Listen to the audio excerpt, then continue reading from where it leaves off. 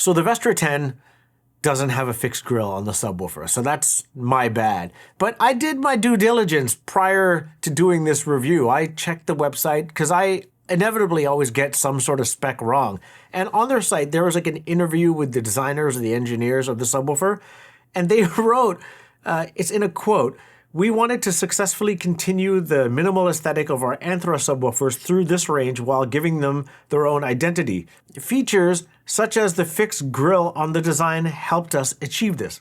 And then as soon as I published that video, within the first couple of hours, there was a few comments of just like, no, these aren't fixed grills. Modern audio doesn't make fixed grills. And I was like adamant, like, no, they are. And I was pointed towards a few videos where people have actually removed the grills, and I was like, okay, well, clearly I got that wrong. And then when I went into one of the distributors, Kevro over here and just on the other side of Toronto, they have all the grills pulled off their Vestra subwoofers too. So I was like, okay, that's my bad. So here is what the B-roll for those subwoofers look like.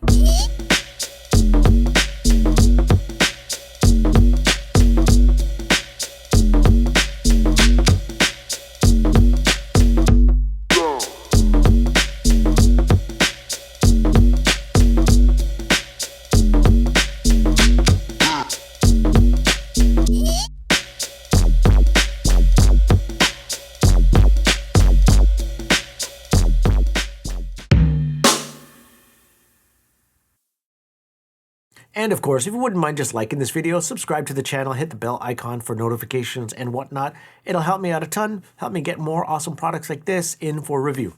Cheers.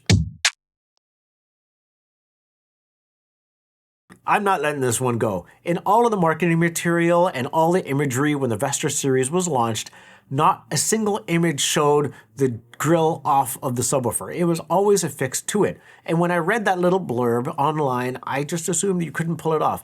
I did attempt to sort of wiggle it off when I first got it, but I didn't try too hard. And now that I've taken the grill off and I've used it, aside from getting a bit of joy seeing the driver go in and out when I'm pushing the subwoofer fairly hard, I think the Anthra series did look quite a bit better. And how much do magnets cost, really? Like, is it that much more to just put magnets on the front to have a magnetic grill? Even down market speakers have them. The Bronze series has magnets or magnetic grills. What's the deal here? Are they just not strong enough? I did notice on the Buchart P300s when I had those in for review, if I played music with any sort of bass line, the grills would just fly off of that speaker. So maybe Modern Audio just wanted to mitigate that ever happening, but yeah, I'd prefer magnetic grills on this Vestra line. And maybe if these do prove to be popular, maybe they'll just go ahead and on the V2 just add some sort of magnetic grills, because aside from that, these look pretty good. But now that I've finished up that review and I've moved on to other speaker packages like the SVS Ultra Evolution Nano, the Q Acoustics Concept 30, there's the Paradigm Founder bookshelf speaker that I have in house, I do notice some differences that I neglected to mention when I first did the review that I feel like I should mention here.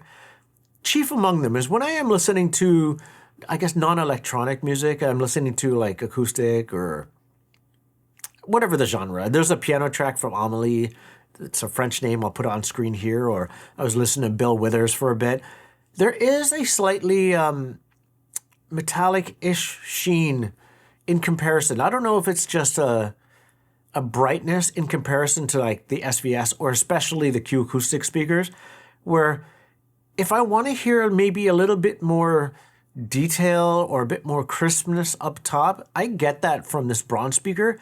It wasn't as prominent as like my memory of the Silver 100 that was a few years ago in a different space, or the Gold 100s that I had in this space.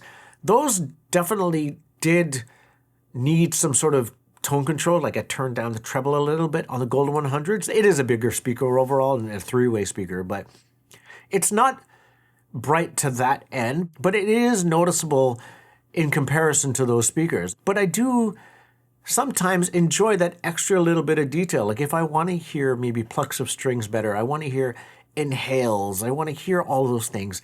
It's a great speaker for that. The SVS Ultra Evolution Nano is surprisingly a good comparison to this speaker. Even though it is positively tiny in comparison to this speaker, it also has a smaller driver complement, but it does sound almost as big as this speaker does in my room.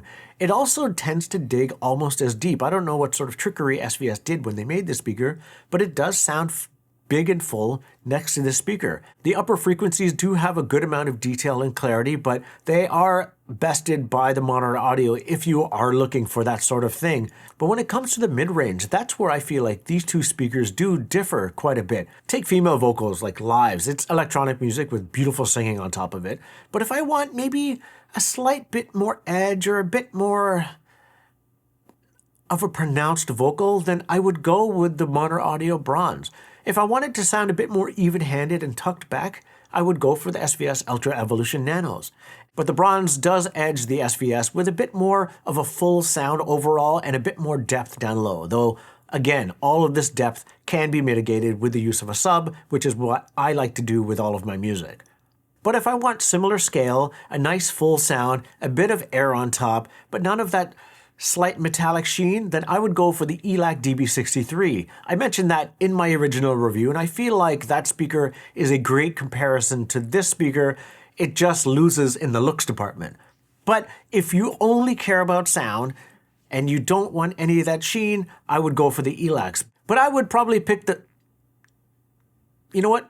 I'm going to leave that alone. It's hard for me to honestly say, hey, I would pick this one over the other one, because I'm not picking any of these. I'm reviewing them and then sending them back to the manufacturer. So do with this information as you will, but I'm not going to maybe try to influence the decision for you in any way, even though, you know, if I had to choose aesthetically, the Monitor Audio wins over them all, except for some of those upper tier speakers like the Concept 30 from Q Acoustics.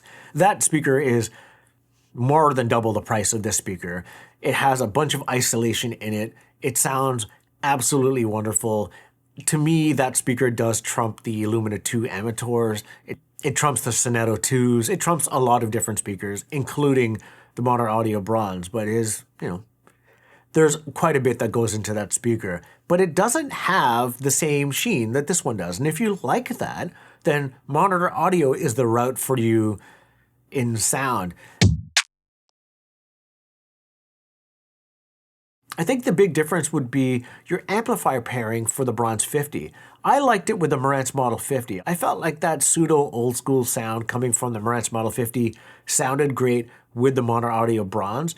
But when I did plug in the EXA100 with this speaker, it did have more of that brightness, more of that metallic sound, and I didn't really enjoy it that much. But if you do crave detail, again, that is maybe the amplifier pairing for you. Go with something like a Cambridge with the Monitor Audio Bronze and you're off to the races. The happy medium for me is the EVO 150. It's their Class D streaming amplifier, and that's kind of my Goldilocks amplifier now, where I love the sound of it. It powers everything properly, and it has tone controls and now room correction on board with their new app update that they had for Stream Magic, and it just pairs really well. And if it does get a little bit too tingy up top or in that mid-range, I just turn down the treble a notch or two and it sounds perfect to my ears.